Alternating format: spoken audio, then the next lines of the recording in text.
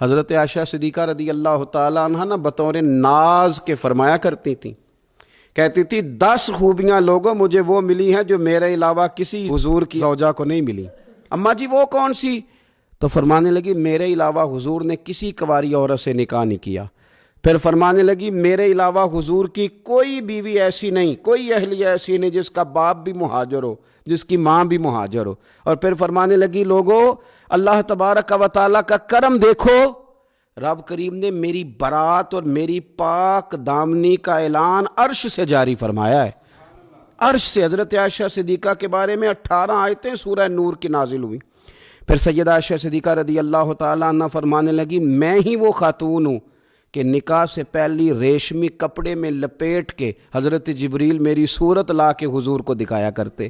پھر فرمانے لگی میں ہی وہ حضور کی اہلیہ ہوں کہ جس برتن سے حضور غسل کرتے تھے مجھے بھی اسی سے غسل کرنے کا شرف حاصل ہو جاتا تھا۔ پھر فرماتی ہیں لوگوں یاد رکھو میں ہی نبی پاک صلی اللہ تعالیٰ علیہ وسلم کی وہ بیوی ہوں کہ میں حضور کے سامنے سوئی رہتی تھی، حضور تہجد کی نماز پڑھتے رہتے تھے، گویا جو انوار و تجلیات تہجد کے وقت وہاں نازل ہوتے تھے مجھے بھی اس میں سے خیرات ملا کرتی تھی۔ حضرت عائشہ صدیقہ رضی اللہ تعالیٰ عنہ فرماتی ہیں یہ میرا ہی مقام ہے کہ حضور میرے بستر میں ہوتے تھے اور حضور پر وحی نازل ہو جایا کرتی تھی۔ پھر ارشاد فرماتی ہیں کہ نبی پاک صلی اللہ تعالیٰ علیہ وسلم نے مجھے ہی وہ مقام دیا کہ حضور کا نورانی وجود میری گود میں تھا جب نبی پاک نے وصال فرمایا۔ فرمانے لگی میں ہی وہ خوش نصیب ہوں کہ میری باری تھی جب میرے نبی پاک کا وصال ہوا۔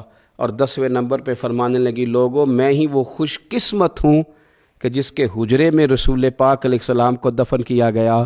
قیامت تک جس پر لوگ سلام بھیجیں گے جسے گنبد خضرا کہا جاتا ہے، یہ وہی مقام ہے جو حجرہ عائشہ صدیقہ کہلایا کرتا تھا۔ اللہ تو سیدہ عائشہ صدیقہ کے صدقے ماؤں پہ فضل فرما، بہنوں کے نصیبے اچھے فرما، اور بیٹیوں کو برکتیں عطا فرما۔